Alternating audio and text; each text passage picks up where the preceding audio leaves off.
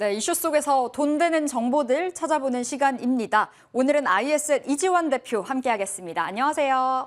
안녕하세요. 네, 반갑습니다. 자, 오늘장에서 뜨거운 이슈들 체크해 보도록 하겠습니다. 첫 번째 이슈 열어볼게요.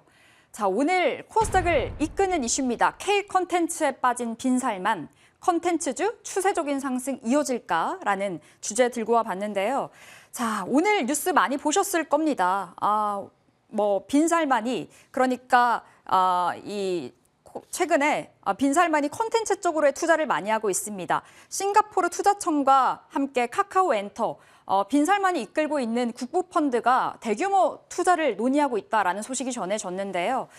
아직은 정확하게 답변이 나오진 않았습니다만 계속해서 좀 좋은 흐름을 보여주고 있습니다. 일단 카카오엔터 내년에 상장을 준비하고 있는 기업인데요. 기업 가치는 10조에서 한 12조 원 수준으로 좀 나오고 있는 상황입니다. 최근에 빈살만이 이 사우디 국부펀드가 K 컨텐츠에 좀 눈독을 많이 들였고 실제로 투자도 많이 했는데요.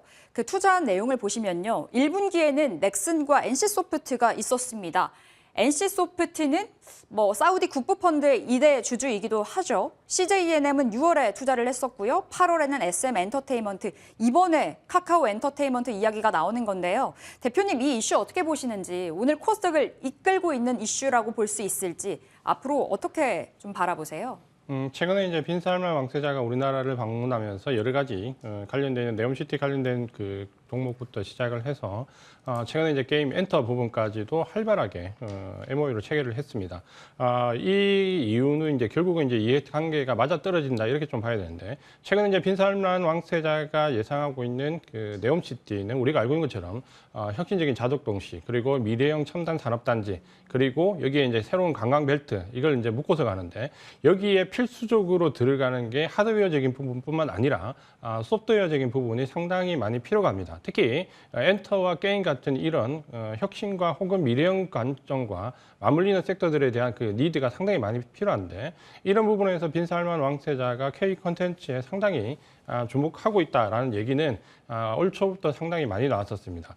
오늘 이제 얘기가 되었던 그 카카오엔터와 관련되어 있는 부분에서 한 7천억 정도의 추가 자금 유입을 통한 투자 가능성이 있다라는 부분이 나왔는데, 이 부분은 이제 카카오엔터와 상당히 의견이 좀 맞아떨어지는 부분이 있습니다. 카카오엔터는 우리가 알고 있는 것처럼 이 카카오엔터테인먼트는 기존에 카카오 페이지를 기반으로 해서 카카오엠과 합병을 하면서 덩치를 키운 회사라고 보시면 됩니다. 이 엔터테인먼트는 기존에 카카오 그룹 내에서 혁신적인 그 컨텐츠와 관련된 부분에서 핵심적인 역할을 담당할 것으로 기대가 되고 있는데요. 특히 이 카카오 엔터테인먼트는 크게 보면 이제 세 가지 영역의 사업권을 가지고 있습니다. 카카오 TV를 비롯한 오리지널 판권을 소유하고 있는 미디어 관련되어 있는 부분이 있고, 또 한 가지는 최근에 이제 알고 계신 것처럼 멜론을 합병하면서 음원 사업과 관련된 부분, 그리고 최근에 특히 이제 눈에 띄는 부분이 북미와 관련되어 있는 플랫폼 중에서 웹툰과 관련되어 있는 타파스나 웹소설과 관련되어 있는 레디시, 둘 다 그 북미에 있는 플랫폼 회사들인데, 웹소설과 웹툰과 관련되어 있는 회사들을 인수합병하면서 스토리와 관련된 부분에서도 역시 공을 들이고 있습니다.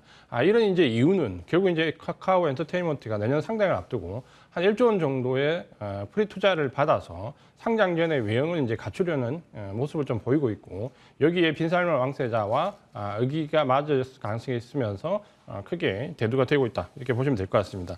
우리가 이 카카오 엔터테인먼트에 대한 그 평가는 이전에 카카오 페이지가 처음 출발할 때 시총을 한 4조에서 6조 원 정도 받고, 지금 현재 인수합병이 활발하게 진행되고 난 이후에 시총을 한 12조 내외 정도까지 보고 있습니다. 그 이제 2배 가까이 정도 상승했다, 이렇게 보면 될 것 같고, 이 카카오 엔터테인먼트는 이전에 카카오 그룹이 상장시켰던 플랫폼과 컨텐츠에서 가장 컨텐츠의 핵심적인 역할을 할 수 있다. 그리고 사업 구조가 미디어와 음원과 스토리가 잘 짜여져 있는 균형이 잘 갖춰져 있다, 이렇게 보시면 될 것 같습니다. 그래서 아마 이 상장에 대한 부분은 아마 외국뿐만 아니라 국내 기관들도 상당히 우호적으로 좀 보고 있고, 그동안 카카오가 상장시켰던 자회사들 중에서 가장 내실이 든든한 회사 중에 하나다, 이렇게 평가를 내리고 있습니다. 그런 관점에서 본다면 이번에 빈살만 왕세자가 관심을 가지는 이유는 네옴시티와 관련된 부분뿐만 아니라 카카오 자체에 대한 원동력도 좋은 시각으로 보고 있다, 이렇게 말씀을 드리겠습니다. 카카오 자체에 대해서 좀 좋다 이렇게도 말씀 주셨는데요. 그럼 대표님이 보시기에 오늘 카카오 전반적으로 오르는 상황 속에서 어떤 종목을 좀 탑픽으로 바라보세요?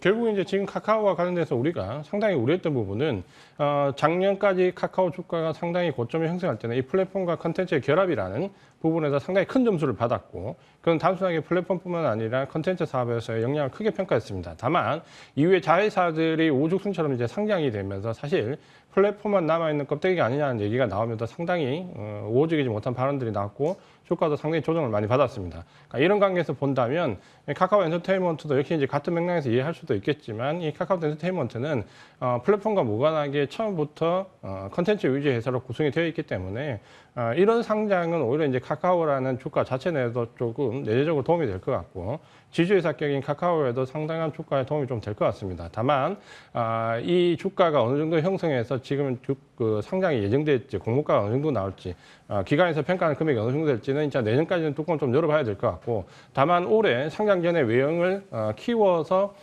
어느 정도 상장에 대비하는 모습은 긍정적인 평가를 본다면 카카오 주가에 어느 정도 긍정적인 영향을 끼칠 수 있다. 이렇게 말씀을 드리겠습니다. 예, 이 이슈가 카카오 자체에 좀 긍정적인 영향을 미쳐줄 수 있다. 이렇게 풀이를 해주셨고요.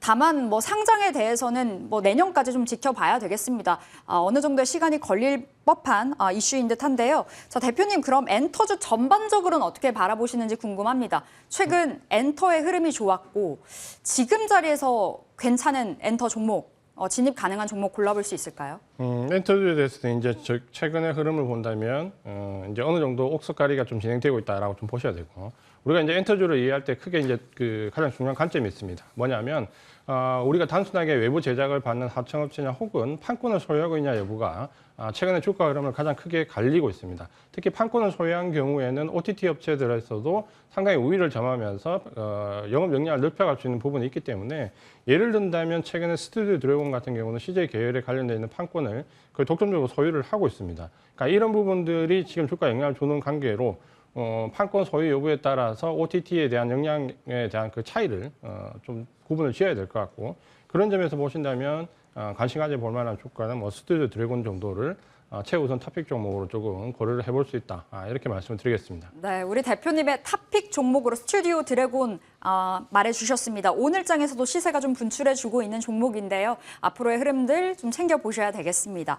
자, 두 번째 이슈 넘어가 보도록 하겠습니다. 코로나19 관련해서 제약바이오 희비가 좀 엇갈리고 있습니다. 내용 확인해 볼게요. 자, 먼저 SK바이오사이언스 안 그래도 힘든 보릿고개를 걷고 있는데요. 악재가 나왔습니다. 코로나19의 국산 1호 백신이죠. 스카이코비1 생산이 잠정적으로 중단이 됐다라는 소식이 전해졌습니다. 이에 오늘 급락세를 보이면서요.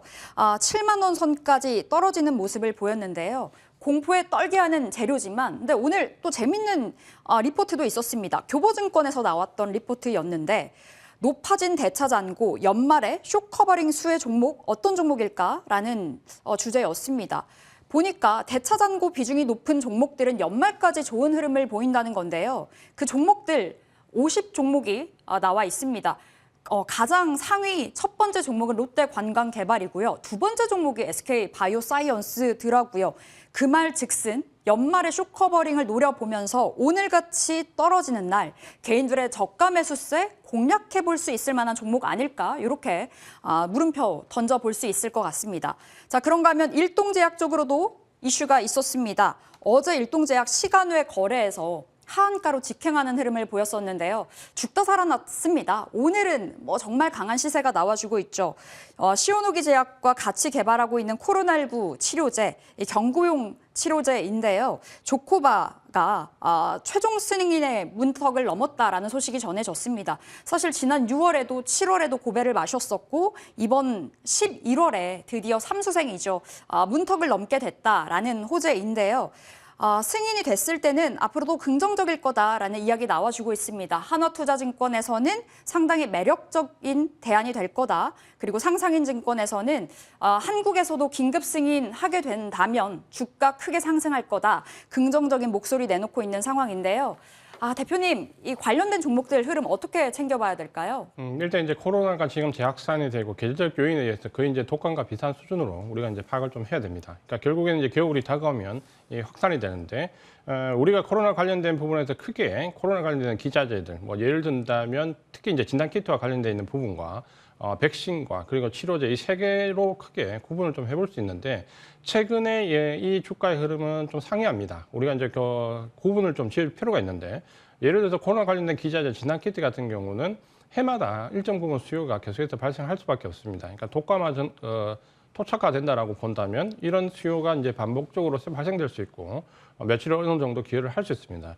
백신과 관련된 부분은 이제 우리가 한 가지 조심해야 될 부분인데 최근에 이제 화이자 백신을 보시면 화이자 주가 흐름을 보면 바닥권에서 상승한 이후에 시즌에 들어왔지만 시장 수익률 대비로 해서 그렇게 크게 오르지 않습니다. 이유는 지금 현재 이제 백신이 개발되는 곳도 많고 또 한 가지는 변이가 계속해서 발생되면서 여기에 맞춤형 새로운 개량형 백신이 계속해서 출시가 돼야 됩니다.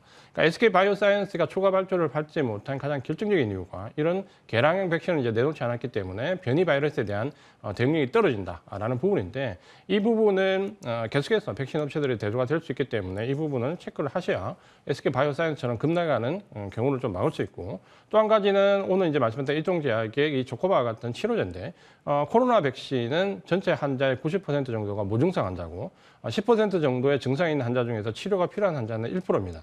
그중에서 다시 중증 환자는 30%가 채 되지 않기 때문에 실제로 치료제를 필요로 하는 환자 수는 굉장히 적습니다.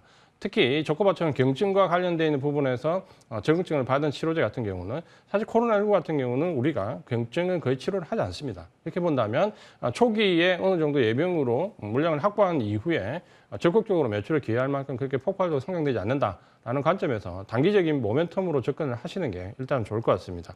최근에 이제 공매도 판매와 관련된 부분에서 굉장히 논란이 많이 되는데 코스피 시장의 대사장고를 보면 대사장고가 역대급으로 올라갔다가 최근에 이제 조금 떨어지긴 했지만 생각한 것만큼 공매도 판매가 그렇게 많이 들어오지 않습니다. 최근에 공매도 판매에 의해서 집중적으로 상승했던 섹터는 IT 일부와 특히 이제 석유화학 쪽 관련돼 있는 기업들 그리고 중국 관련된 소비재, 화장품 같은 부분에서 공매도 판매가 일부 유입이 되었습니다. 그러니까 이후에 이제 시세 연속성은 지금 발견되지 않고 왔는데 SK 바이오사이언스 같은 경우는 지금 공매도 비중이 굉장히 높은 종목으로 나오는데 최근에도 공매도 판매보다는 공매도 비중이 10% 이상대 거의 20%에 육박할 정도로 공매도가 아주 공격적으로 유입이 되고 있습니다. 그러니까 이런 부분들을 본다면 공매도 판매가 들어오는 곳과 공매도가 다시 유입되는 곳을 구분할 필요가 있고 공매도 판매가 지금 들어오는 부분은 중국과 관련되는 소비재 일부와 석유화 그리고 반도체 일부와 2차전지 소재 일부 이렇게 좀 국한된 부분만 생각하시는 게 좋을 것 같습니다.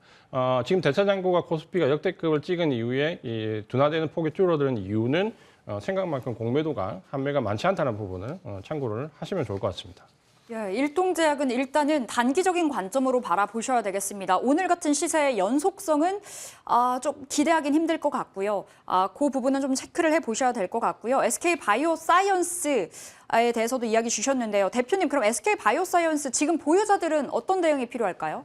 지금은 이제 사실 좀 난감한 부분이고 지금 이제 좀 문제가 되는 부분은 좀 전에 말씀드린 것처럼 대차장고가 공매도가 워낙 공격적으로 늘어나고 있기 때문에 단기적인 반등이 나오기는 상당히 어렵습니다. 직전 저점이 67,400원인데 일단 여기까지는 열어놓고 대응을 하시되 만약에 중간중간에 공매도 판매가 연말에 대한 그 어떤 펀드의 배분율에 의해서 그 기계적으로 들어왔을 경우에 반등이 나온다면 그 반동을 활용해서 오히려 이제 비중을 좀 줄여 나가는 전략으로 보시고 지금 현재 백신의 수요가 가장 클 수 있는 계절적 수요의 정점에 있는데 주가가 내려간다라고 하면 이후에는 상황이 좀 더 어려워질 수 있기 때문에 반등 시 비중을 좀 축소하는 전략을 말씀드리겠습니다. 네, 오히려 지금 SK 바이오사이언스는 저가 매수가 아니라 보유하고 있다면 어떻게 좀 비중을 줄여봐야 될까 고민을 해보셔야 되겠습니다. 반등할 때마다 줄여서 나오는 쪽으로 계획을 잡아보셔야 되겠네요. 이렇게 SK 바이오사이언스까지 이야기 들어봤습니다. 자, 오늘은 ISL 이지환 대표와 함께 이야기 나눠봤습니다. 말씀 고맙습니다.